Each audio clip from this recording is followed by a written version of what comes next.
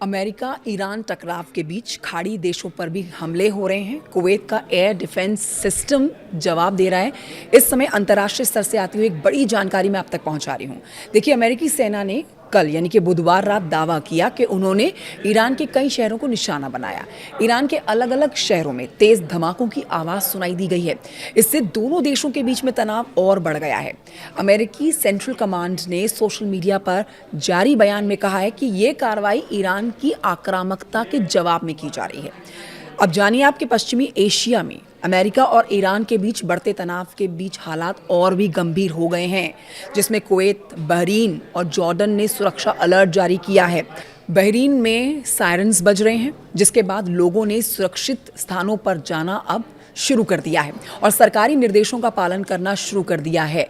इस बीच आप जान लीजिए कि ईरानी अधिकारियों ने अमेरिकी हमलों के जवाब में हॉर्मुज़ जल डमरू मध्य बंद करने की घोषणा कर दी है।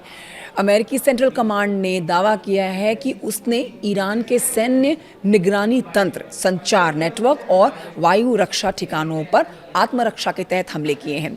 देखिए, ईरानी मीडिया के अनुसार ईरान ने जवाबी कार्रवाई में कुवैत और बहरीन में स्थित अमेरिकी सैन्य ठिकानों समेत 18 महत्वपूर्ण लक्ष्यों को निशाना बनाया है। जी हाँ, ईरानी रेवोल्यूशनरी गार्ड्स ने इस पर चेतावनी दी है कि यदि अमेरिका दबाव जारी रखता है तो पूरा क्षेत्र गंभीर परिणाम भुगतेगा। जॉर्डन में भी वायु रक्षा प्रणाली सक्रिय कर दी गई है। अमेरिकी दूतावास ने चेतावनी जारी कर दी और कहा है कि जॉर्डन के हवाई क्षेत्र में मिसाइल्स, ड्रोन या फिर रॉकेट देखे गए हैं और लोगों को घरों के अंदर रहने की सलाह दी जा रही है। अब आप ये जानिए कि ईरान के द्वारा अमेरिकी हमलों का बदला लेने की धमकी के बाद कुवैत का कहना है कि उसके एयर डिफेंस सिस्टम फायरिंग कर रहे हैं। वहीं एक समाचार एजेंसी की रिपोर्ट के अनुसार ईरान के हमलों के कारण कुवैत ने अपना एयर स्पेस बंद कर दिया है। कमांडर इन चीफ के निर्देश पर अमेरिकी सेंट्रल कमांड यानी कि सेंटॉम की फोर्स ने 10 जून को ईरान में कई ठिकानों पर अतिरिक्त आत्मरक्षा हमले पूरे किए हैं। ये हमले देखिए लगातार आक्रामकता के जवाब में किए गए हैं, जिससे क्षेत्रीय जल क्षेत्र में अमेरिकी फोर्स और अंतर्राष्ट्रीय कमर्शियल जहाज़ों को खतरा था। ईरान की सेना IRGC ने अमेरिकी हमलों के जवाब में क्षेत्र में अमेरिकी सैन्य ठिकानों पर हमले का दावा किया है।